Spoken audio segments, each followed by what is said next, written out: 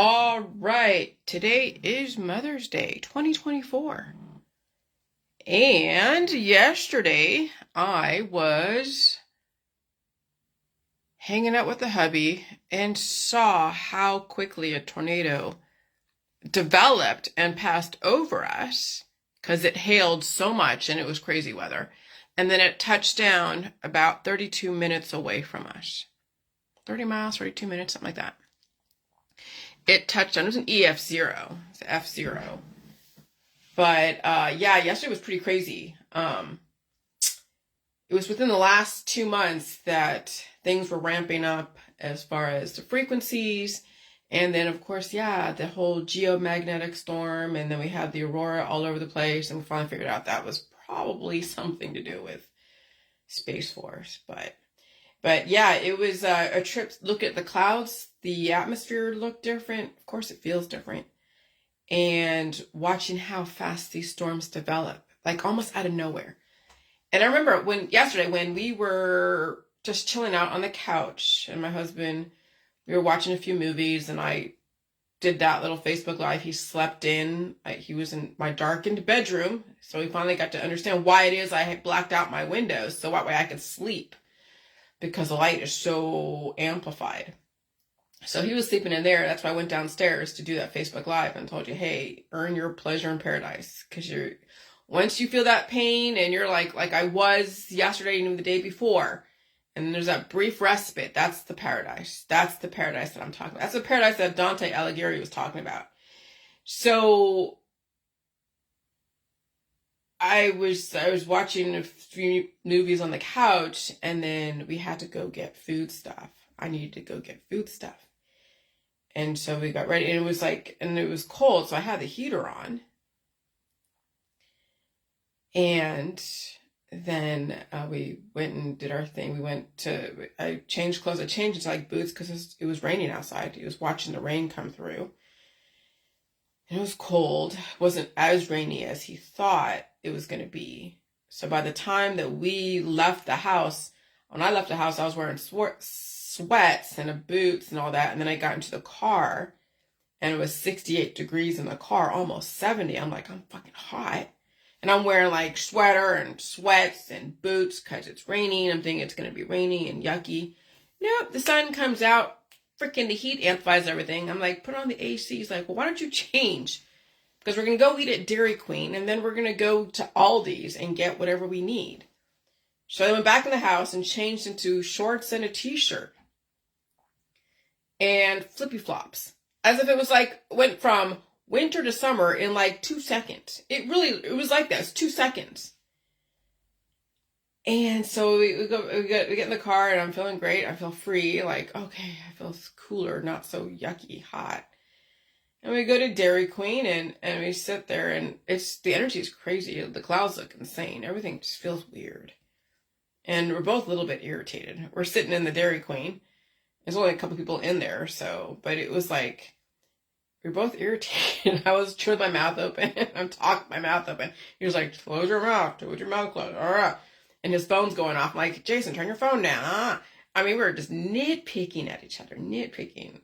And we were just getting really annoyed. It was just funny. So we left there. We go to Aldi's and we get our food. And I feel okay. I'm in there going I don't feel like I did when I was at Walmart. So I noticed a difference. In there, in that Aldi's versus the Walmart. And I'm like, okay, I guess I'm going to be going to Aldi's from this point forward.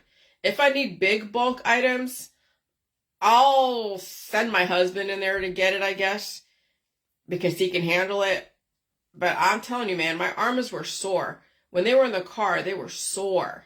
Literally, both of them were sore. And I'm thinking that the geomagnetic storm with those colors, produce a little pain and suffering.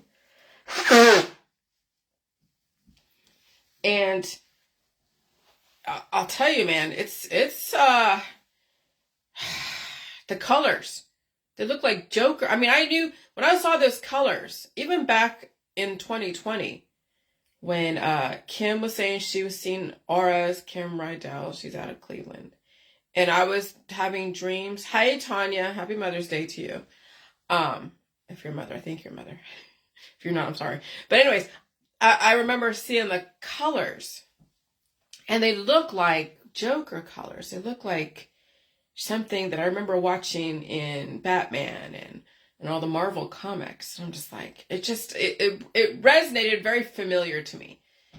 And so, and then even more so, then when we saw that there was so many auroras everywhere, and even Southwest Florida, I was seeing the Northern Lights, and then other places were seeing the Northern Lights. I'm like, how the hell when something that you see in Fairbanks, what, in Alaska, right? Going to Alaska, see the Northern Lights. Well, that's where HAARP is.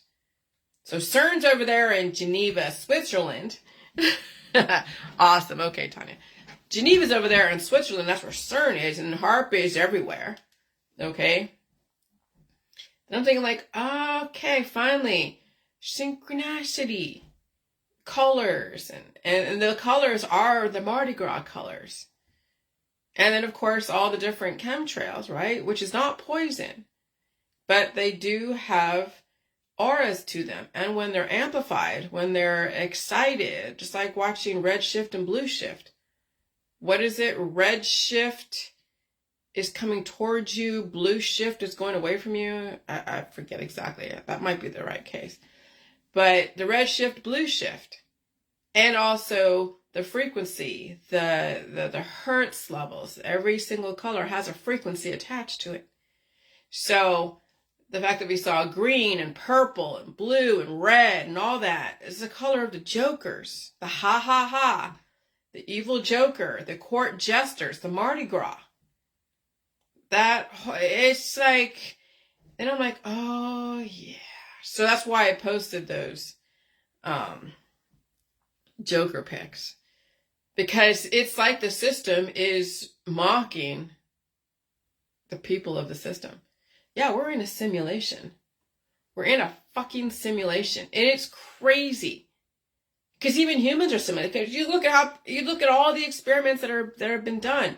And most of us, actually all of us, even if we were born back in the 1930s, because there's still some people who are alive that were born in the 1920s and 30s. I mean, they're old as hell, yeah. But they're, either they're part of what's going on or they've been an observer of what's going on. When you're part of what's going on, you're sworn to secrecy. And if you're observing what's going on, you just know what you know. But even then, everything that has been going on that a person has a characterization of, it's all based upon what information was given to them at the time, how it was justified, and then some people are sworn to secrecy. They know certain things that they can't say, just like top secret clearances. Some men in black, they don't even exist really to the system, but they exist somewhere else. I mean somewhere else, Men in Black. You saw those movies, Men in Black. Okay? Those guys, like from back in the 1930s when J. Edgar Hoover, and he was doing his stuff and spying on people and FBI case files on people. I mean, yeah, there's Men in Black. You'll never know who they are, where they are, what they're doing. You don't know shit. So there's like one half the world, like you see the black and white checkerboard. It's like in the light, others in the dark, and there's so many other meanings you can apply to that. It's all based upon the context. So you don't even know what you don't even know what you don't even know. So when you realize that everything is contrived and simulated, right? Even how people are raised, what they're raised with, the kind of psychology they're raised with, the addictions they're raised with, all the wants and needs and all that shit they're raised with. And you realize that's all been a programming, a generational programming, and even a daily programming. What you watch on TV, who you hang out with, what you read, what even the conspiracy world that you belong to. Everything is contrived. Everything. Even the weather. To what extent? Well, it's like, you have a little bit of here and there, right? A little bit of tornadoes here, like Dorothy Gale way back when. In the 1930s, was it Wizard of Oz? And you have and that even is like the green, and is there purple somewhere? And then there's yellow brick road. I was like, oh my God. So you have the tornado there, you know, you're not in Kansas anymore, Toto. It was behind the curtain, everything, you know, I mean, so even back, so Disney and all that, all that's programming. And so you may have certain kind of weather and mud floods and all these different things. And who's to say? I mean, I just have to like just assume everything has been simulated. And if it wasn't before, it is now. So even if 100 years ago it wasn't simulated, which I kind of highly doubt, but we go through certain histories. Who's we? Well, humans. But even if you can prove it wasn't simulated 100, 200 years ago, which you can't really prove that. It's simulated today. How do you know they didn't have the information they have today? The devices they have today didn't exist way, 200 years ago. I'm sure it did. But again, like everything is a conditioning. You can't just be like, okay, we have this device and it's a portal and it's this and it's that, How you see how fast stuff was invented or put out there? I mean, stuff with Mark Zuckerberg and Facebook and the Zoom meetings and all the Facebook lives and all that stuff and playing with the weather and playing with the atmosphere and playing with genetics, playing with your addictions, knowing your wants and needs, keeping people trapped in pleasure and paradise. People are suffering right now. I was fucking suffering yesterday, but it was manageable. Every single time I felt just the pain, and it wasn't like a major, like sharp pains like people feel that they're trying to like, oh my God. It's just a dull radiative pain. Like I could feel pain. I could feel, and then when I was releasing this morning, yeah, it was painful releasing this morning. Abso-fucking-lutely. More fucking Tootsie Rolls. I don't know where the hell these come from. It's like I'm magically developing Tootsie Rolls. But releasing those demons, it's like, it was painful like it was yesterday. But it wasn't like bad. It was just like, oh my God. It's like giving birth to yourself every single day in this atmosphere because you have to. If you don't give birth to yourself, you'll give birth to a demon that's going to fuck you up. Or you have a kid and become sexual and have a child and they'll torture you for the rest of your life. But yeah, for me to survive this, man, it's like you got to not only deal with the pain, but then you also have to figure out how not to exacerbate that voluntarily, which means that, yeah, I might see if I can go to a Walmart without feeling like I'm going to die. I don't know. I probably won't. I think what I'm going to do is either send my husband to get like the big items, like big things of water, or just do a delivery service and just get the delivery service to do the big waters and the coffees, like the things that, or just go, or I just have them just go and just get these. And I can get the smaller items at the Aldi's because I'll tell you, why voluntarily put yourself in that kind of painful situation when you can actually make correlation equals causation, and there's been enough evidence in my world. Now somebody else, my husband, wouldn't agree, and that's fine. That's what I'm saying. Everything is individual. And so when someone says A, B, C, D, and F, E and F, whatever, yes, that's their experience. Never discount their experience. It may not be applicable to you, and you may not experience that, but they do, which means it's relevant. Which means that at some point, either you will feel that or you'll never feel that, and then you'll die suddenly because, yeah, everybody is supposed to feel some kind of pain during evolution, during climate change. And right now, the climate's even changed even one fucking afternoon. That's what I noticed yesterday. It was that it was cold, then it was hot, and then it was cold, and then you have a tornado come over us. That's why we had all the hail, and it was freezing during that time. That's usually the indicators. It's not so much the heat. Yes, the heat does give that positive and negative, those two opposing forces to collide together. But it's the cold right afterwards. And it's 48 degrees right now.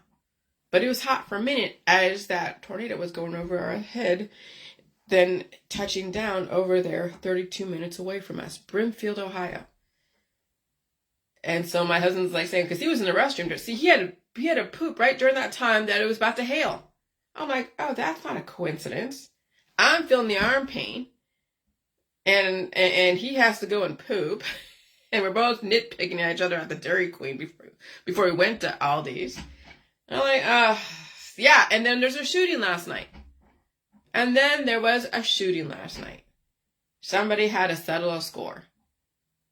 So that's why I stay home for the most part. The fact that I went to the Dairy Queen with him, that does take your life in your hands. But you're going to a Dairy Queen in the middle at 2:30 in the afternoon, not at the height of rush hour. He tried to go to Walmart to get something for his fishing today, and it was so crowded. I'm like, I'm not going in there. Oh, I wasn't going to go in there anyways. I said, you're going to go in. If you want to get your little fishing thing, fine, but I'm not going in there. Then he said, no, I'm not going to go in there because there's too many cars in the parking lot. It's a wise choice. So, yeah, and so today's Mother's Day, and I'm just like, well, you saw what I went through the last 7 years of dealing with my childhood and how I was raised and coming to terms with that. And so, what did I say? Mothers are not your friends. So I originally said a couple, like yesterday, 18 hours ago. Thank you, Mom, for being there. Thank you for allowing me to walk away. And I ran away from home at one point. Thank you for letting me come back. I came back when I finally separated myself from the ex-husband a long time ago when I was 19. And I went through that, and I went through that on my own. I went to the shelter and stayed there for a minute until I collected my thoughts. I faced whatever. I went and got a job, got my little apartment at 19 years old. I was paying rent at a room, and I was living that life for a minute. She came out and said, oh, look what you're doing. Oh, okay. Well, it probably isn't working for you, so you can come up and live with me for a minute, go to school. And I did, and then I played hooky from college. She says, okay, then go get another apartment again. If you're not going to go to school while you're here at the house and live under my rules, then you're going to go get an apartment and go get a job. And I did. It was a nanny, got an apartment, got a nanny, then there you go. So she let me come back. But hey, she gave me hell as a kid because she had to. And then she let me come back to see if I would go back to school and be amazing at school. And wasn't ready for that. And so then it was back on my own again. And so thank you for letting me to walk away. Thank you for allowing me to come back. Thank you for letting me walk away. Thank you for walking away, because eventually she did at some point too. And then thank you for being there one more time. And then thank you for allowing me to walk away. You did your job correctly. I am prepared for the future. I am prepared for today. So, when I'm married and I have to deal with a different world, like my husband's world, and my world, you got to figure out how you're going to find a happy medium to make your marriage work, to make your life work, to make your body work so it doesn't give out on you or you treat yourself to death. There's so many things that I had to learn how to do, is be on my own and handle pain and suffering and do it on my own. Because even back then,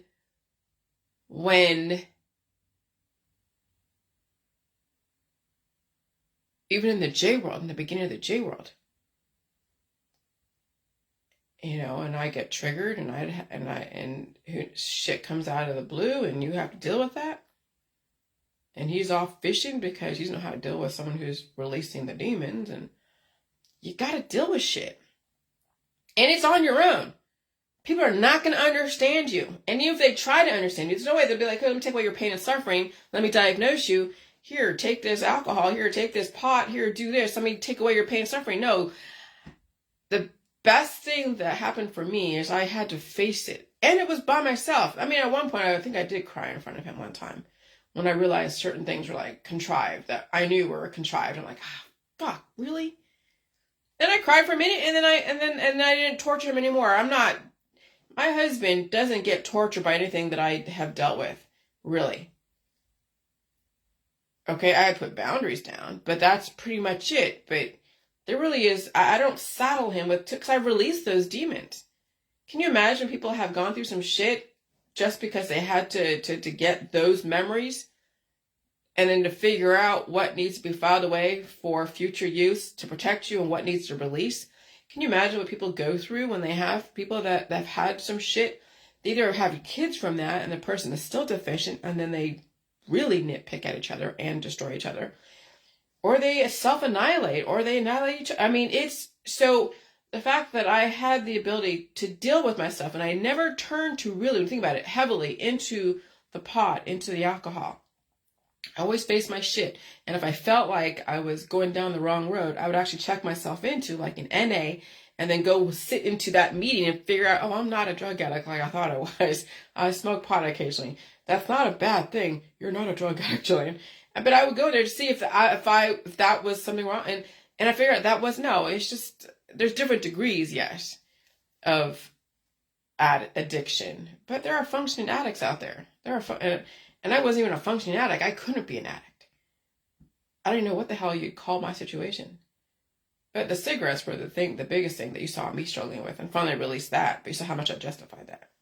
Okay? So I had to deal with it. I faced that shit a long time ago. I faced a lot of shit a long time ago. And I would react doing stupid stuff. But I survived those situations and vowed I would never be in that situation ever again. And so if you can survive making the choices you make, and you can take accountability without trying to get justice or blame someone for something or attack somebody or hunt them because you want to get retribution for whatever, if you can finally face everything, oh my God. But it's painful. It's fucking brutal. I'll tell you, it's brutal. Not everybody can. That's the thing. That's why I say what I say, because it doesn't matter. If you can't handle it, it's not going to matter. If you can't handle my information, even just reading this information, and you already have a hatred towards me, there's no fucking way to be able to do what I've been doing. No fucking way. The first step is, can you handle my information without blocking me or saying Jillian's stupid? Well, maybe that's the first thing you say is Jillian's stupid, but then you still watch my information. But doesn't mean you're able to do what I'm doing. It just means I'm entertainment. And so I'm prepared for the future. I'm prepared for today. Sometimes it takes several tries to fly and leave the nest. Eventually you learn to fly on your own. I'm glad we both cut the cord. Because I used to, before the J World, even during the J World, in the beginning of the J World, I used to call her every week. Because it felt was my duty as a daughter to call her every week. She's glad. I'm sure she was glad.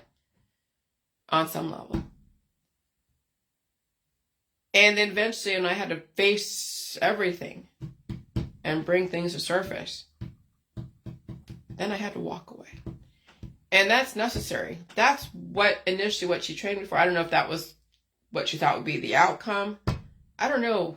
I only know, only she knows what she would have thought.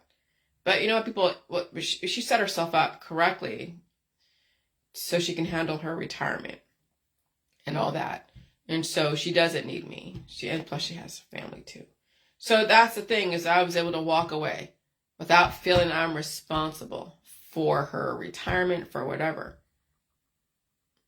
And so that's the thing, is that when you can finally walk away, but some people are tired, they have to take care of their parents. And they're caught in that loop. The circle of life. They're caught in the circle of life. And yes, there is a circle of life. Doesn't mean you have to be the one to die. But if you're going to take care of somebody, man, you better be strong enough. And if your mom hasn't taught you how to be strong enough, and then you have to take care of her, which means you have to be at a certain level to take care of her, and vice versa. That's a circle of life. That's the snake eating its tail. Parent-child relationships are the snake eating its tail unless somebody finds a way to redirect. And sometimes you may help somebody, but you have a certain limit on how much you help them. It's like you to bring in outside entities like the government, like the nursing people. Because families are like the Ouroboros. Mothers and sons, mothers and daughters, fathers and daughters, fathers and sons, the Ouroboros. That's Hermeticism. That's medicine. Oh, I gotta write that down. Because that's another example of the Ouroboros. All right, hold on. The Ouroboros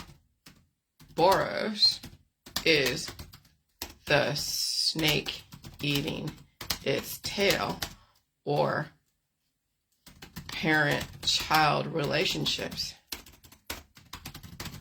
consuming each other, consuming each other, consuming each other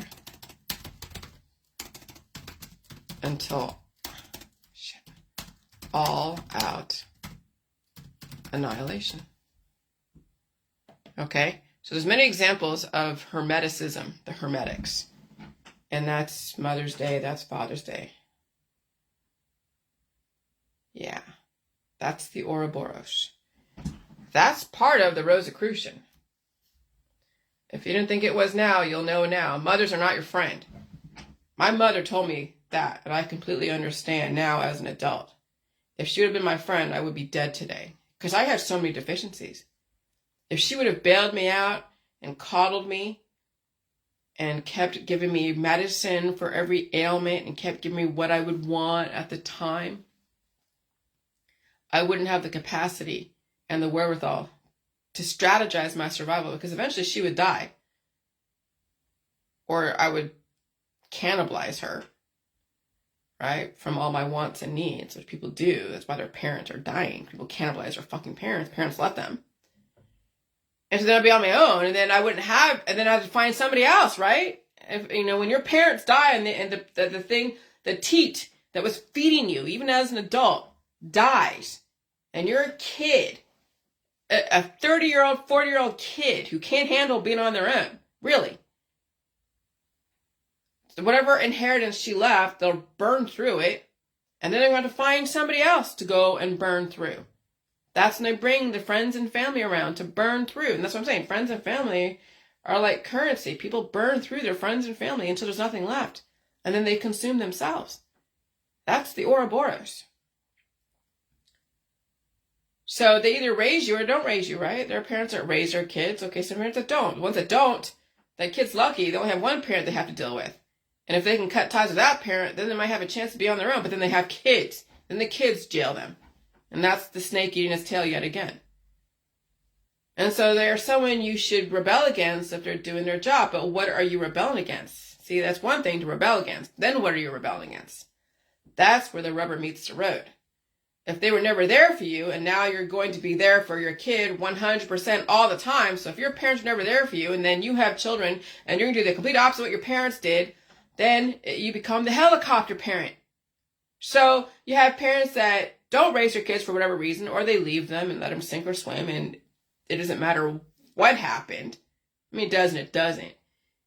But then that kid's either going to save themselves, raise themselves, save themselves, or they're going to have a child, get married, have a bunch of children, and be the helicopter parent. Well, you already know where that's going to go. Those children are going to be the bars in that parent's world.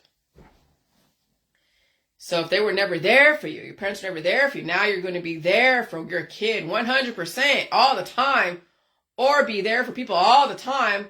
Well, that didn't work to your favor. You'll transfer that type of mentality onto someone who you think is a parental figure, or your wife or husband. How many wives depend on their husbands to give them emotional support, sexual support, financial support, and vice versa? How many husbands depend upon their wives to give them emotional, sexual, whatever support, and think that that's what they're there for, is to be either an emotional punching bag or an ATM? And so the fact that, that my husband and I can sleep apart and sleep together and sleep apart and do our own thing. He's off fishing with his buddy. I'm here doing my thing, and I'm perfectly fine with that. I've evolved so much since being married to him, because I can work as a partnership and still be in a separate entity unto my own and still be in partnership. But I haven't lost myself in that relationship. Okay? That's the thing, is that he's not my father. He's not my government. He's a partner in this. And he has his own wants and needs and things that he needs to do, and he can do them on his own. He doesn't have to involve me. But we also have boundaries and parameters on what is expected and not expected of each other. And sometimes we have to develop new boundaries and parameters. So how many adults can stand on their own 2 feet without having to rely on somebody to get them emotionally through situations? How many adults can sit in their own bullshit without relying on addictions or a bunch of friends to distract them? Now, I know people who have been raised with friends and family and addictions and all that are going to think I'm just slamming them. No, you are one of many people who are addicted to their friends and their family and their children and their husbands and wives, and also alcohol and drugs. How many adults have freed their children from the nest? How many adults don't intend to ever free their children from the nest? If she was there for you to give you the lessons you needed to learn, even if you hated her, and then you walked away from her, she did her fucking job. Because you either sink or swim. You either take accountability or you won't. But if she's somebody you worship and love and you really don't respect her because you're using her, or you're transferring your relationship or lack thereof onto somebody else, that's why the system does what it does. Then she becomes somebody that does no wrong. And then you will repeat everything she does. That's called religion, the blind followers. When children become blind followers of their parents or try to do the exact opposite with no discernment. Now look at all your activists. Well, whatever the government says, I'll do the complete opposite. Oh, that's like a child. Oh, mommy said to do this, and I'm going to do the complete opposite. I'm not going to listen to her. And so they treat the government like their parents, somebody to worship or someone to rebel against. And so the government has a nation full of children who don't fucking grow up. They're watching all of your parenting styles. They're watching how you guys treat your children and yourselves. And they know what kind of adults you'll turn into. They probably know down to the second what your kids are going to do. They even know how you react to stress.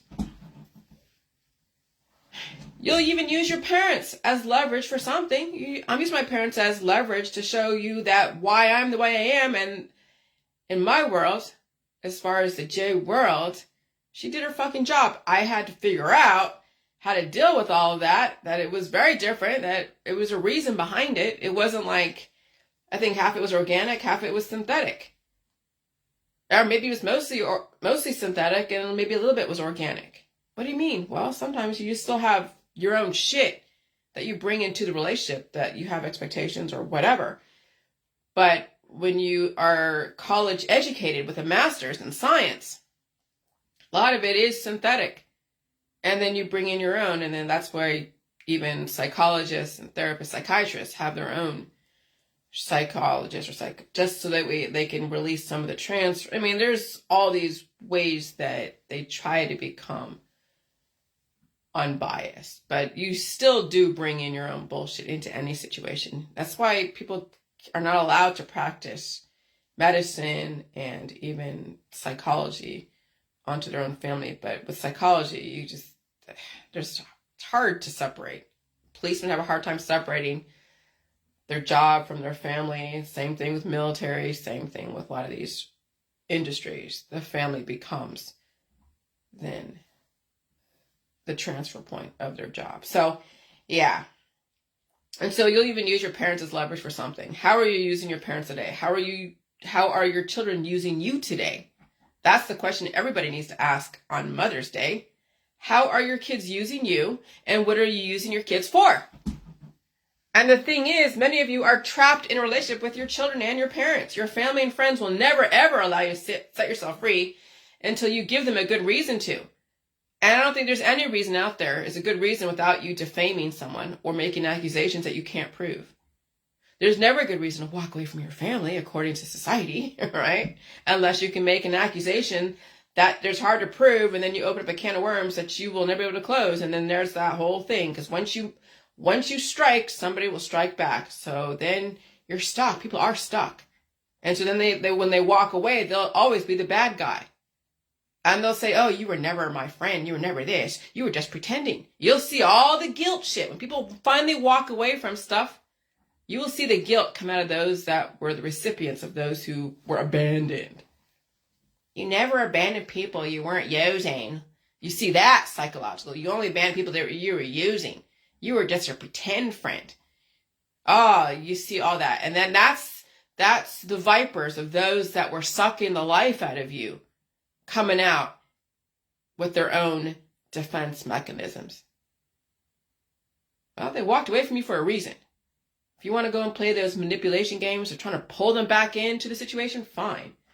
But that shows how much you really need them more than they needed you. And that's kind of a shitty situation to be in, where you have been that for that person and they couldn't do it on their own. And finally you had to save yourself and walk away, and they'll try every way to bring you back or make you look really horrible for walking away.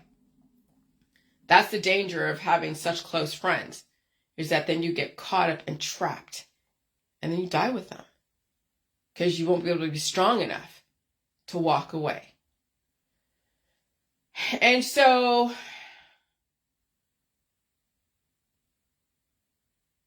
your friends and family will never allow you to set yourself free until you give them a good reason to, and there's never a good reason. You're not allowed to walk away from anything. My mother set me free a long time ago, and I fucking respect her for that. Because I was free to develop myself and save myself. Because it is sink or swim. Because once your mother's gone, will you have it in you to save yourself, or are you going to find somebody else to be that mother figure, father figure, parental figure, government figure? Because you can't do shit on your own. And that's why people get married. That's why they have a bunch of friends. Because once one money and emotional train goes, they have backups. What do you think why girls like to have a lot of guy friends, right? Because they're married to somebody and they have a lot of guy friends as backups. Because if that person dies, then she has enough friends out there, because everything happens with friends first, right? We were friends forever. Well, my husband died, and I'm going to go marry this guy. I've been friends with him for years. I'm not going in that situation.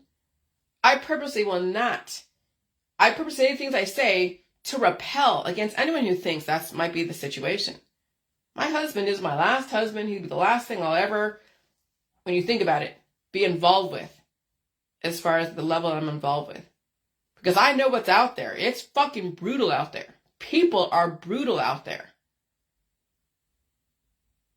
And who wants to train somebody else to not attack you and destroy you who's right next to you? No, fuck no. It's dangerous out there. It's fucking dangerous out there. So it is sink or swim. Eventually, I left the nest, the emotional nest. I used to call her every week and forced her to emotionally get involved with my life. Maybe she appreciated it, maybe she didn't. She was stuck between the push and pull. And I never bothered to ask her. I expected her to be there for me. I demanded it. What a fucking monster I was. That's what children turn into. They turn into fucking monsters until they realize they cannot demand somebody emotionally be there for them, or even financially.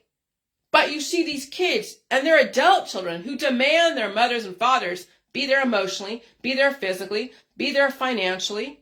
And so these poor mothers and fathers, and even kids who are stuck in that position of being the parent to their own child, are trapped in that kind of fucking relationship that they can't get out of. And then it's the guilt that keeps them in it. That's the thing. That's why parents spoil their kids, because they feel guilty for whatever. They feel guilty for not providing when they should have. They feel guilty for a lot of things. And I'm going to say you don't have to feel guilty, because it's up to them to sink or swim. You've given them the tools as much as you could with what you had, and it's up to them to save themselves. You can't save them. You can't save drowning people. They'll pull you down. Eventually, I had to grow up, and I had to deal with everything on my own, really, and I'm glad I did. Even my husband could never understand the way I was raised. Very few humans out there understand how I was raised. Raised by scientists who had intentions, and they brought in mostly synthetic and a little bit of organic. They will attempt to diagnose me and the relationship, and that was the intention. Let me diagnose all of you little psychologists out there, the little pop psychologists out there who can't handle any new information. And when you're different, they will diagnose you. That's how the system got you. They trapped you in between diagnoses. That includes the health industry as far as therapies and vaccines and remedies. So as you're like, oh God, I can't handle mast cell activation, which basically is immune system activation. And you can blame it on the air, food, and water, but it's also their frequencies, and then your lack of release and your lack of conditioning for pain and suffering. And so the last couple of days I've been dealing with, yes, mast cell activation, and I've been releasing the demons. I've been feeling the pain. I've been eating. I've been resting and sleeping. Sometimes I wake at 3 a.m, fully awake. And then I do what I do, and I take a nap. And I get back on some kind of semblance of a schedule. But sometimes when the frequencies and the environment is that aggressive, I will feel more of a mast cell activation or immune system activation. And I've already conditioned my body to open up and release. And that includes then having the armpit pain and the rashes, because that's the lymphocytes coming out. All that jetsam and flotsam that, if it's not allowed to release, then turns into cancer, disease, and chronic illness, and even died suddenly, where you can get diagnosed with leukemia one day and die from it another hour later. That's what's going on, is that you will have a diagnosis one day and then die the next day if you don't figure out how to open your system, release the demons, and eat food. And take a fucking breather and not try to save everyone or keep up with, Paul whatever. What am I saying? What is it? Trying to keep up with Johnny, Billy, and Susie and all the apostles and all the disciples out there. I don't know what I'm saying. Paul, Ringo, and John. I don't know. Trying to be a Beatle. All right. So they trapped you in between diagnoses. That includes the health industry as far as therapies and vaccines and remedies, to keep you locked in until you finally break free. And when you finally deal with things, you're on your own by yourself, because no one really understands, really, you become the human you were meant to be. And not everyone's going to understand that. They're not going to understand why you walked away. They're not going to understand why you are the way you are. They're not going to understand you putting boundaries down. I'm telling people who have never had boundaries put down hate people who put boundaries down. And then they'll try to cross them every single time or justify why they should. That's what a mother is there for. To walk away so you can finally figure out who the fuck you are and not be another clone of her. The fact my mother took care of her own retirement because she made the right decision as an adult. She knew when to cut us off. She had everything figured out for herself. And my dad. She did not expect us to pay and take care of her. Okay? That's an amazing parent when the parents aren't saddling their children with having to take care of them. And the parent can take care of themselves financially, physically, emotionally, and it takes a minute. Because sometimes there are parents that are kids still trying to raise themselves, and they are surrounded by family, so they're in that situation. Eventually, the situation is going to present itself to be there where you have to be on your own, and you will be on your own, or you are on your own. Because your kids are going to do their own thing. And that's okay. And so when we get mad at our kids or get mad at our parents, it's because we had expectations of them that weren't met, and I understand that. And then you have to keep putting boundaries down. Sometimes you have to cut them off. I mean, it's not optimal because people hate feeling lost, but maybe it's necessary, but maybe it's not. I don't know. But, I could talk to people blue in the face about what I want, what I need from them, and they'll be like, yeah. And they do the same thing over again, and they expect you to either walk away from them, or they expect you to just keep taking their shit. Sometimes walking away is how you're going to put those boundaries down, because people will say, I hear you, but they don't hear you. How many times I've said to people, stop teasing me, stop doing this, stop doing that, and they keep doing it, and they keep doing it, and finally I snap, and I finally walk away. I'm tired of being teased, I'm tired of being mocked, I'm tired of this, I'm tired of that, I'm tired of somebody trying to take up you and explain why you do the things you do. Sometimes you have to walk the fuck away and cut your losses because they're not going to fucking listen. They don't care. That's what you got to realize, is some people don't fucking care what you want from them and what you expect from them. They can't deliver it. It's not within their DNA. It's not within their purview. They don't have to. No one ever told them to say no. No one ever told them no. You might be the first one telling them no. You might be the first one holding them accountable. And they're going to fucking hate you for it. When you're the only one in their world that's ever held them accountable for their fucking behavior, they will fucking hate you for it. And so everyone that likes them will fucking hate you for it. And you have to be the bad guy. Sometimes you're forced to be the bad guy. Sometimes it's fucking necessary. And so that's an amazing parent that would be the one to say no to you. And it's okay to make mistakes. It's okay to face your own mistakes. It's okay not to have somebody always bail you out of your mistakes. Because facing your own consequences to your actions builds character. Or else we have a generation of adults who expect everyone to give everything to them. And then we have spoiled children who become predatory and deadly and who can't handle stress.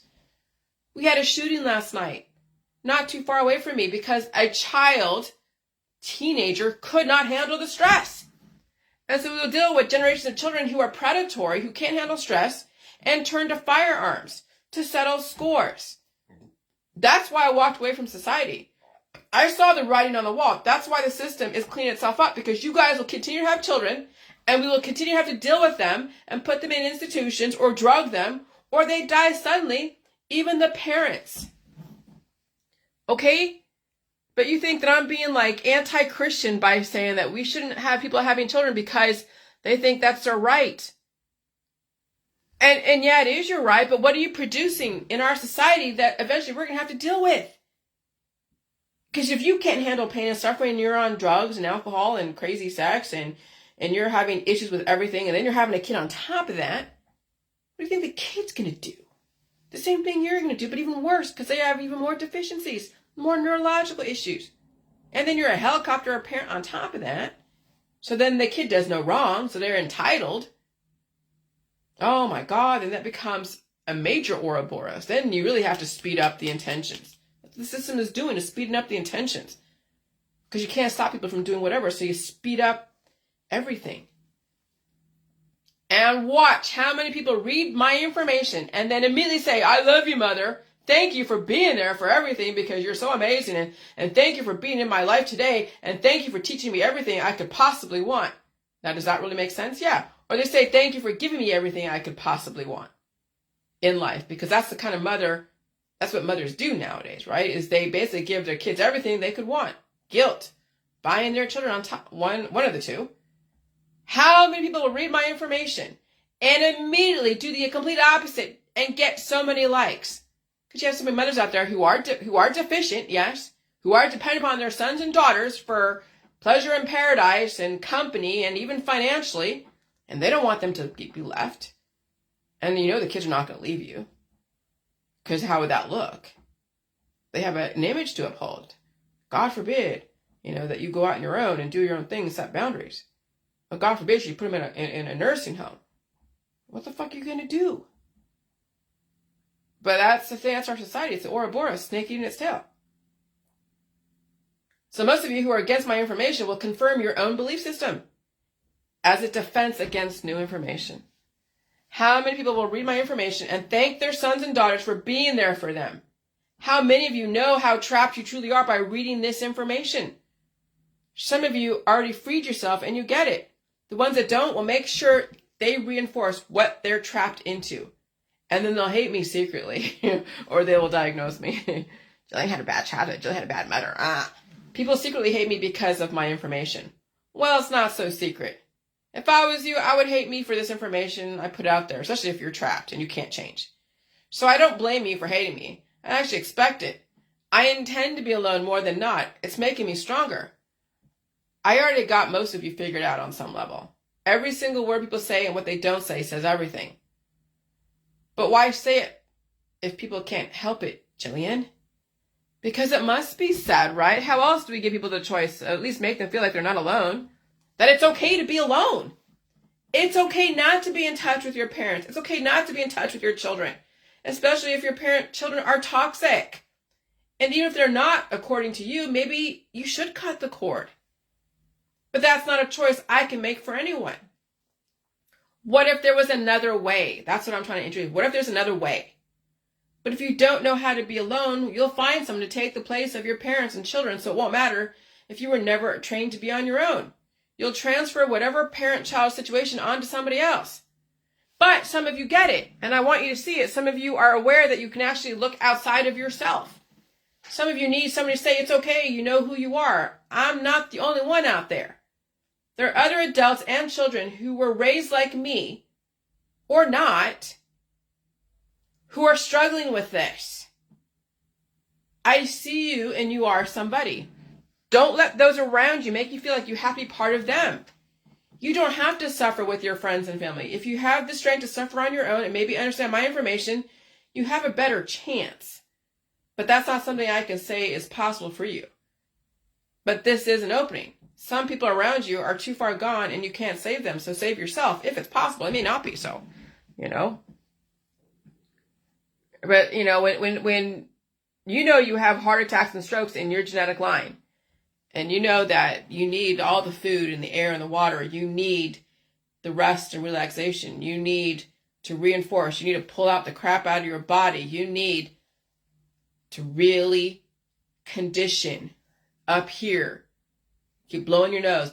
And yeah, people pop their ears. Maybe their ears bleed. I don't know. Maybe their eyes bleed. Maybe their nose bleeds. Yeah, I know it sucks. I've had so many bloody noses when I was a kid. And then the last 3 years, a bunch of bloody noses. I just bend over, my nose fucking bleeds. It didn't alarm me because I was so used to it. I would just pull it back and be like, okay, I'll deal with it. But I kept eating.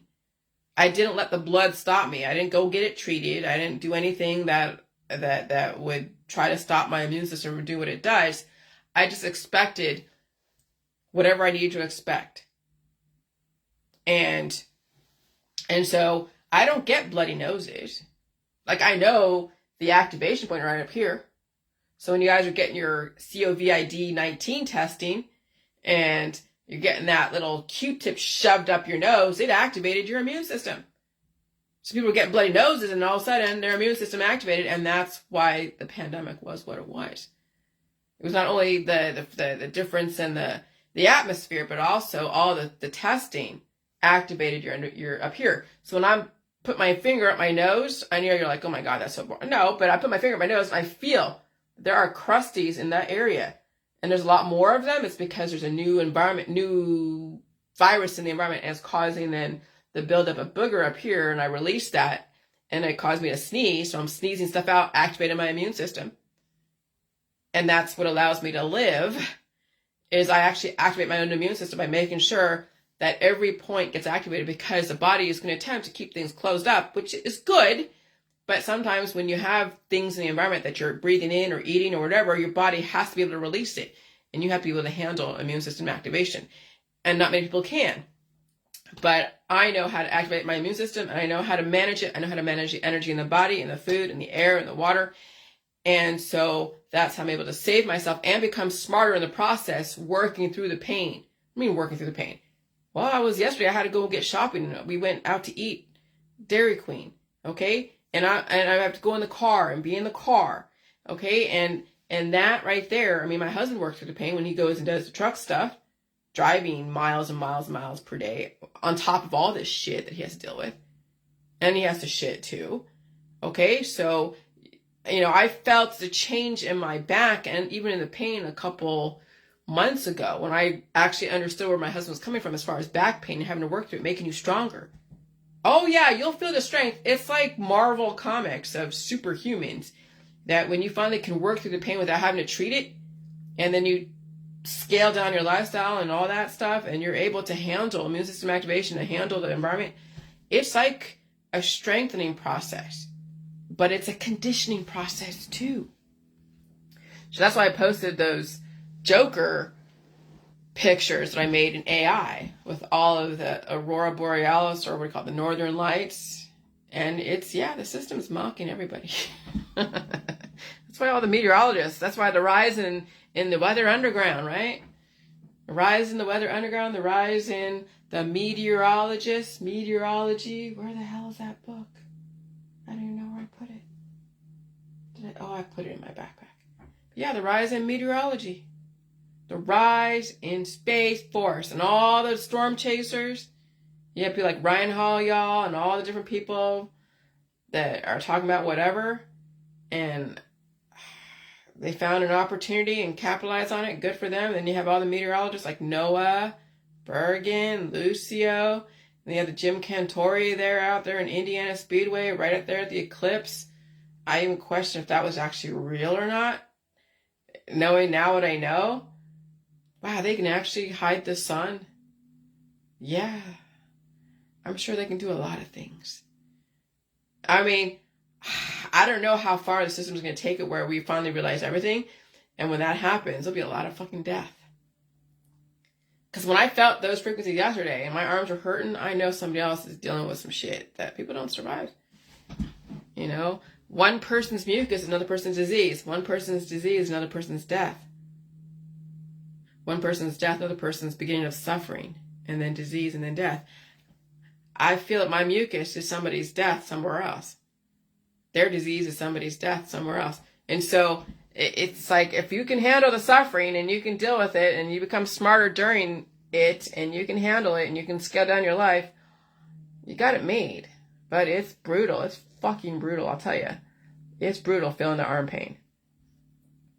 So I read this in a Diet Suddenly group. Just heard from a friend that her cousin was rushed to a hospital yesterday for some reason. While there, they diagnosed him with leukemia. He died the same day he was diagnosed. Remember, I told you there's not going to be any more cancer in the future. They're going to eradicate cancer. How do they do that? Because if you can't handle growth and pain and suffering, that you'll get diagnosed with an aggressive disease because it's already in your genetics because you're not releasing, and the environment is going to cause things to wake up. And then you're going to have a diagnosis and then die the same day. And that's fucking insane. Or you just die suddenly.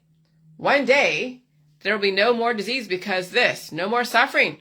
If people don't want to suffer, they'll get their wish. They'll die suddenly. They'll get diagnosed and die suddenly. I told you this was going to happen. I said this probably last year or the year before. And I said that day is probably here. That's why I don't treat any disease. That's why I can handle the pain. If you can't handle pain, it becomes a runaway train. Well, it was for him. He couldn't get ahead of it. And so I also see in the diet suddenly groups mast cell activation syndrome.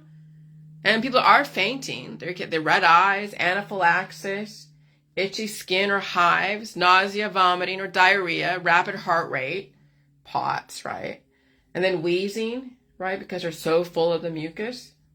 Well, since I've been conditioning for this, I only get 2 out of those symptoms. Out of all those symptoms people are experiencing. Only now occasionally I get hives and itchy skin.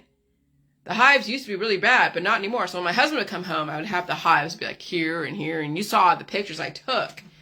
But now I don't get as many hives. And I don't get them on my leg anymore. I think this last energy activation, it was the scar that was activated. And then my arms were in pain. And then, of course, the armpits. Of course, even the range of motion. It's painful. But only occasionally I get hives and itchy skin. The hives used to be pretty bad, but not anymore. They don't mention arm pain, but it's not as bad as it was. See, when people have arm pain now, it's probably building up to be some kind of heart attack or stroke or some kind of cancer. Because your lymph nodes are in your armpits. For women, it's under their boobs and in their legs and the groin and up here and behind there. And so that's why they're getting everything carved out of them. When the growth happens so exponentially, they can't get ahead of it and they're closed up. Then either they gain a bunch of weight or they get a bunch of growths. And so it's pretty crazy. And so they don't even mention arm pain, but it's not as bad as it was. They don't mention armpit pain or pit rashes at all either. People blame things on the air, food, and water, even the therapies, but they don't mention radiation or frequency changes or ultra low frequency. I mean, they do, but at this point, you can't tell anymore. And of course, the heart palpitations. And so, yeah, I said yesterday, both my arms were sore all day yesterday. We went to Aldi's instead of Giant Eagle or Walmart, and the energy was so much nicer in the Aldi's. We spent less money there, too. That's where I'm going to go shop from this point forward. I didn't feel like I was going to die. Now, as far as the geomagnetic storms, the G5, these storms occur approximately 4 days over an 11-year cycle. I don't remember 2013 having these geostorms. Maybe they did, but it wasn't like this. Okay, where it says power systems, widespread voltage control problems, and protective systems probably can occur. Some grid systems may experience complete collapse or blackouts. Transformers may experience damage. And I saw over on 916 page where there was a transformer that was exploding. But then I remember when we were on the truck. We were driving through Tucson, Arizona. And we ended up in some place in Tucson. And it was a little rough. And I don't know if we were bobtailing, we're waiting for something. We were at a hotel because we're waiting for something because there was a breakdown. We had a breakdown or something. So we're at this hotel and we heard a transformer blow up. We look out in the back and it was like I was on fire or something. It was like sparking, and then the whole hotel, the whole area, just completely blacked out. So maybe that was it. Maybe I wasn't watching the news at that time, and it was probably around 2013. 11? Yeah. No, 12. No, because it was 11. We got married in 2011. Then we were on the truck. 2011, the end of 2000, so like November, and then part of 2012. Yeah, and so then around, yeah, so I could see then probably some kind of disturbance, the G5, whatever, KP9. Where did I find that? Because some storm chaser mentioned KP9. I'm like, what the hell is KP9? I Googled it. I'm like, oh, okay. Anyways, but that's what it was. I mean, but that's not something that That was the only memory of a transformer blowing up that I remember. A whole part of town just blacked out in Tucson, Arizona. What if the reason why all the numbers align is because it's a simulation? What if we are the lab? What if Earth is a lab? Trying to find the best human prototypes ever using limited genetics.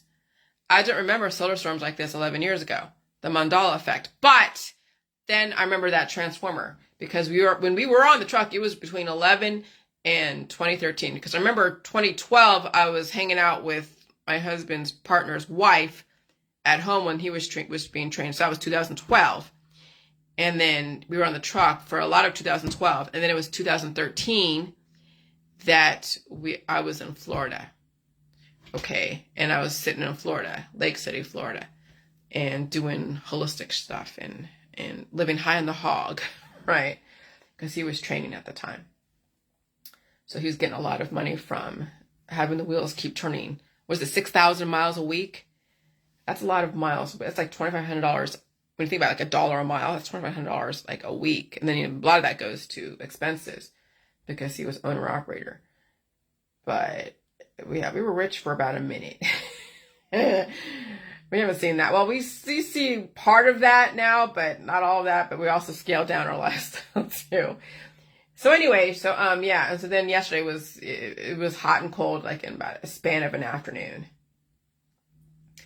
Yeah, so G5, there's that. Okay. I posted that. Crazy clouds. And what else did I say? Oh, sometimes you have to distance yourself to get a clearer picture of what is happening around you. Be careful when you do too much for people. They start loving your hand and not your heart.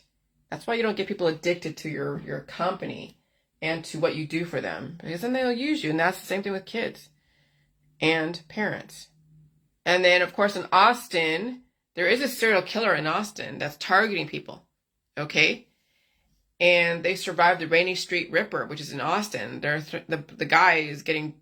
are getting drugged and are being thrown into some some lake. And so this guy, he survived it. That's why I don't go out there and hang out I don't go to bars. I don't go to movie theaters. I'll go during the day and non-peak times to go maybe sit in a fast food place, maybe go sit in a nice restaurant occasionally. But I'm not playing the games people are playing out there, in the mainstream and potentially being a target for somebody. Because there's too many weirdos out there that will find a lamb by themselves, and even a man who doesn't know any better. Like the men in Austin, the yuppies that like from California moving to Austin. Like, oh, I'll just take my California lifestyle to Austin. And they're all doing their running and their yoga and all their little shit, hiking, and some dudes in the fucking bushes waiting for them and drugging them, and take a needle and just stab them with the needle, and then they pass out, and they become, there you go. So I don't play those games, but people do. They don't know the world they live in, so whatever. But there'll be a lot of victims out there because they don't fucking know. The parents aren't telling them, and they're not aware. They think, oh, the conspiracy. Yeah, okay. And so, yeah, HARP can create auras and all that stuff. So you can Google all that stuff. I'm not going to go too much into that because that's all speculation. But you can make your own assertions of what's going on. So, yeah. So people buy pleasure and paradise and they buy suffering. When you have to buy feelings, one day the poles will flip. And you will get the exact opposite of what you bought. Right now, people think they're buying their life when they're actually buying their death. Before, people were buying death, but it gave them what they thought was their life. They bought the simulation. Now I earn my misery and pleasure and paradise. I don't have to buy it. I earn it. How do you mean you earn it? Because who knows what I have inside? Who knows whatever I pick up being in the public and having my husband around too, that the body then has to deal with that offspring. And then the immune system has to move that offspring, the antigen antibody programming that is developed from exposure, and has to move it through the immune system. And I feel it, and I have to release, and I have to eat, and I have to relax, and I have to stay home and stay safe. And so When I'm in that pain, then once that pain's over, then it's paradise. So I just earned my paradise. You can't have paradise without pain. If you think you can get away with being in a pain-free world, yeah, you'll pay with your life. Because you'll keep buying things to keep you in pleasure and paradise. Keep you ignorant of the reality. And so what did I say? Just a brief update. Earn your paradise in between bouts of hell. That was yesterday's video. Even if it's just for 5 minutes or a day. And I don't mean buying an herb or a remedy or token on that pot. The food and the pain are the payment system for pleasure and paradise. Every single time you shortcut the payment system, taking credit using the medicine, holistic industry, the interest on that credit is astronomical, and sometimes people go bankrupt. Your body is currency. People try to buy their time. You're not buying time when you buy time. You're buying a fantasy. You're buying a simulation until reality kicks people in the ass. And it is right now. When you buy a feeling, eventually you get the opposite of what you intended. You can't buy your life back. You have to earn it through food and pain and suffering. Dante understood this. He understood paradise. He understood purgatory. He understood the 9 circles of hell. Right now, society is going through a 9 circle of hell. Many people are circling the drain, buying pleasure and paradise, buying simulations, until the body can't handle any more simulations. And that includes video games too, okay? The body finally wants to deal with reality. That's why you can't force people to wake up. One day, once they wake up, they could die. That's the thing with the J world. So I woke up everybody. Not everybody died from it. People died from things they already held inside. People were already set to die. They were in hospice. But when you finally wake up to the reality of your immune system in the world that you live in, people are in shock. They're dismayed. They're traumatized. And so you can't force people to wake up. Once they wake up, they could die. So they have to wake themselves up. I woke up the world 7 years ago. But no one died from the J world, the J Jews. They died because of their own lack of expectation. Or their expectation. I've been fighting those demons ever since. People don't want to wake up, and you can't force them to.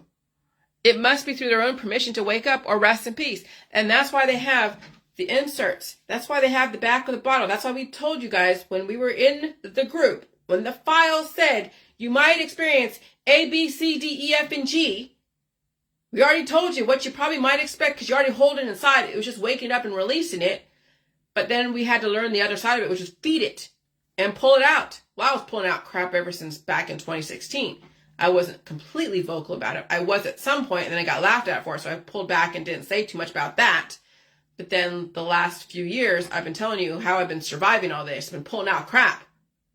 And it's even more necessary now as the climate keeps changing because the body's going to hold on. Like, part of you is going to hold on to the opposing force to then cause it to do the opposite of what you want, which is eating you alive. That's the Ouroboros. When you have opposing forces in you, try to take over. So that's why you saw back when the portals were opening a few years ago and all those little orbs were like flying past my head like it was an infestation of spirits. That's what orbs are. They're an infestation.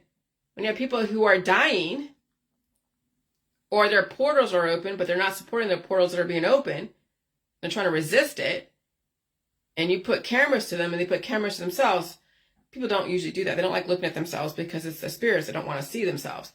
But when you start putting cameras up to whatever you're doing and you're talking through lengths of time like I'm doing, and you have a lot of spirits in you, the ancestors, trauma and all that shit, the negative energy, people hold inside and they justify holding it inside, then those negative energies out there that died from trauma, there are trauma, all the ghosts out there are attracted to that, and they're looking for people, they're looking for like-minded things, they're looking for the like energy.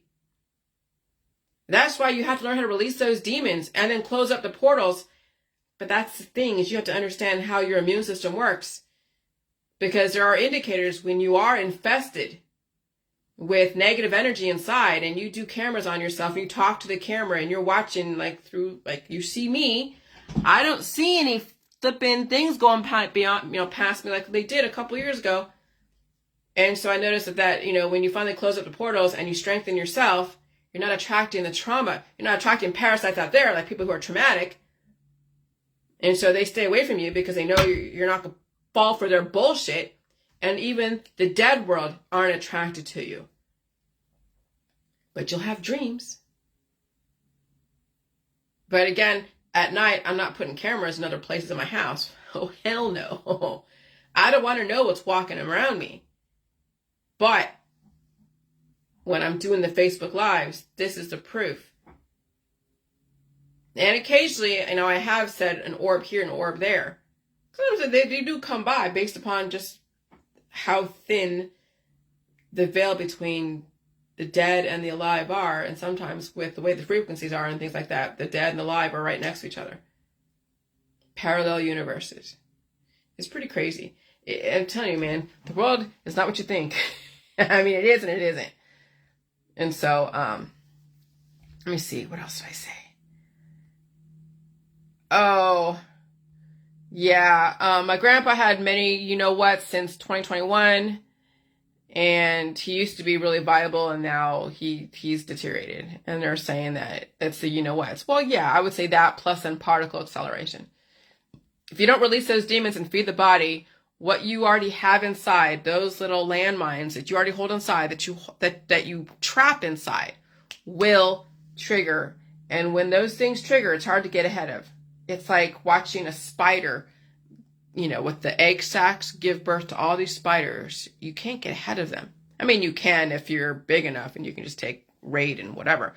But that's what goes on. People have those little things inside their body, and they're like big eggs in their body. And so when the climate changes and it activates that egg, then all the offspring are like things that infest them, and then they can't get ahead of it.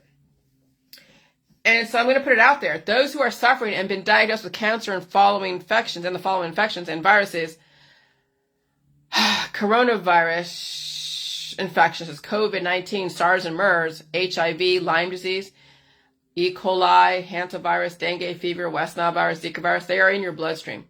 They are in all your cells. They are in your alimentary canal. And progressively, they have to be released through every single orifice of your body, as well as your skin. Your lymph nodes must be able to release. Your circulatory system must be strong enough to push the clots through your system.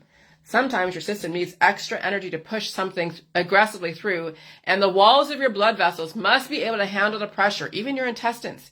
Sometimes they are called heart attacks and strokes, when the body has to take the extra energy and push things through. That's why you need the salt. And so when you're lacking electrolytes and lacking water, and then your anti-diuretic hormone kicks in, causing you to retain water because you're not drinking enough water, and you have other issues, then your blood pressure goes up, people swell, because the body is now pushing that hormone through the body to retain the water, to keep it alive, but you'll be suffering throughout that process. That's why you need the salt. And you need the water. Your skin must be allowed to express rashes and everything else that needs to come through the skin. And you need all food. You cannot get away with starving the body when it needs to release those demons. If you can't handle pain and suffering and eat all food, you will host demons in your body, and they will torture you until you finally release yourself into purgatory. You must give permission for the medical system to release you. And that list that I posted of what people hold inside, that was just a few items that is the main thing that people are holding on to right now from John Hopkins. It's not even a full, complete list of all diseases people are dealing with. Everything must be able to express and release and be fed. And so that picture below shows a guy who's pushing a boulder up a mountain. That's the growth inside your body that you don't want to release, that you keep pushing back in with all your medicines and your extracts and your herbs and your lotions. And the body then gives it the environment to develop to be something bigger and bigger. And your immune system is trying to push it out, but you resist it and you keep trying to push it back in. So it becomes a push and pull, and people age quicker. They get bigger. They become more gelatinous. They can't handle the pain and suffering, so they keep trying to soften all the pain and suffering, and it causes the body to stop working the way it's supposed to, and then people die. And so the picture below in your immune system is trying to carry the weight of the world and push it out. And when you starve yourself or are so overabundant and distracted, you're making your immune system work harder than it needs to. It's like pushing a boulder up a mountain. Some of you can actually handle pain and suffering to live because you've been suffering to die for such a long time. Why not make the suffering work for you, not against you? Okay, so some of you can actually handle suffering to live because you've been suffering to die for such a long time. That's where you have to understand how suffering can work for you and against you. If you don't understand how to suffer to live, then you'll suffer to die. And the system will keep taking away your organs, keep taking away the pain, keep taking away your immune system, keep taking away everything until there's nothing left to treat. And then you're in hospice doing Hail Marys that won't work for you because you don't have enough immune system to handle the Hail Marys that you're doing. And so why not make the suffering work for you, not against you? Then over time, hopefully, it won't be as bad, but that's not something I can guarantee. That way, you can never guarantee someone a pain-free life. You can never. Let me tell you, even with me releasing those demons and having to deal with them yesterday, through who knows where the hell they came from, but it was manageable. Okay? And then I stay home and stay safe, and then when I feel good, that's the paradise. So I said yesterday, when you feel a little paradise, imagine exponentially the world. When they release the demons, they're not developing children everywhere. Okay, and so, Hollywood, leave the world behind. When Pandora's box is open, all the hell breaks loose. Close your legs, open your mind, leave that nasty world behind. Synchronicity. Is it ethical to trap a spirit in a box and attempt to communicate with the past trauma? Is it fair to trap a spirit baby past trauma in your box, a uterus, and then communicate it? You see how that works? A lot of British artists out there that know what's going on. And so controlling cancer populations by proxy will control human population of competition. Now you must understand if you're going to be a cancer on this earth and control your own population or be oncologized or Darwinized out of existence along with your offspring in your body, in your blood, uterus. My world is the parachute if you can handle it. So if you have proven you cannot regulate your own life, the system will do it for you with your permission. If you already told the world you want a family, the system will make sure you have one and you won't survive your own family. And it will be questionable if your offspring can survive you. You got to understand what's going on. Please watch my last video. I know it's long, but it's necessary. The one that I did the day before yesterday. Okay? All right, hold on. High frequency is to the atom bomb in Hiroshima is as ultra low frequency is to cooking to death, died suddenly, tornadoes. So you saw someone say that we're being microwaved? Well, potentially, but you can replenish. You can release. The only difference is you have a choice. Change your lifestyle. In 1945, the Japanese had no choice in the matter, but all of you do. You can redirect if you can comprehend physics and chemistry and biology, and you also have to change your behaviors. But if you can't do that, you have plenty of friends that will go down with you. People die alone, even surrounded by friends and family. All right? And so ketosis is deadly in this environment. You are burning your immune system into the ground. Concentration camp victims went into ketosis when they reached a certain level of starvation. Only they did not have any hair, but some of you do. You can't handle life, so you go into starvation. That includes overabundance because your immune system was hacked into, so you feed the demons and you're not feeding yourself. And those demons are causing gelatinosis. That's why people are losing substance. So they get jowls. They get circles under their eyes. They get eyes sunken in. Their skin is like, papery thin. And so it's brutal watching you guys, but I watch you learn my lesson. I will never, ever starve myself again. I will never, ever treat my disease again. I will never, ever base my worth on pleasure, paradise, and money and friends. I learned my lessons. Okay? And so we're in it right now. We're in it. What is in it? We're in the scale down. And it is something that is voluntary. You can voluntarily resist what's going on and just post articles and say that, oh gosh, but do nothing about it beyond your pot and your alcohol and your drugs and your family and friends, and say happy Mother's Day and happy Father's Day and happy this day and happy that day. Okay, that's great. But I'm telling you, if you want to see a difference in yourself and in your family, somebody has to be the one to redirect. Somebody has to finally say, okay, I'm done posting articles to wake you up because I can't wake you up. It's not my job to wake you up. Because if people do wake up in this environment, they won't survive the waking up process because they weren't conditioned to. The whole J world in the beginning was a conditioning. And it was a slower frequency at the time, and we were already doing what people were doing anyways. They were in starvation, and they were treating their disease. And so even though in the beginning of the J world, I woke up your immune system and then you treated it right away with garlic oil or colloidal silver or whatever else, then we realized that we needed all the food and we had to stop treating our disease, even with colloidal silver. We had to stop using garlic oil. We had to stop using essential oils. We had to stop using all the things that were used in the medical holistic system, because then it developed a weakness, a lack of conditioning, and then also offspring that worked against us later on. And then finally, in July of 2022, when I finally felt that mycoplasma that enveloped everything, and I had to release them out of my body through my lower immune system, even blow my nose. And then I had to rebuild with the ice cream, milk and cream every single day, pork chops, steak. And then when the climate changed again, I felt constipated. I had to pull everything out and blow my nose, and feel the rashes and feel the hives and the heart palpitations and eat and rest and sleep and be also very angry and point out everything in society that is so wrong that I couldn't even help pointing out because I was so energetic a couple weeks ago. You probably saw how much I was posting, how angry I was, and how much truth was coming out that I couldn't even control. Okay? That's what the system has hacked into you already. And you hack into yourself. And you're seeing what people have been trained to do.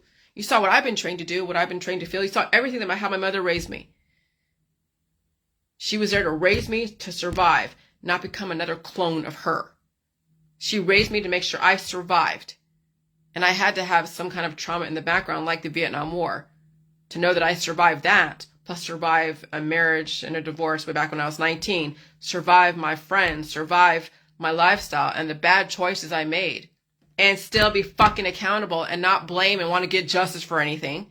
There's no fucking justice. You either survive it and make different choices and redirect, or you go and blame someone until you're done.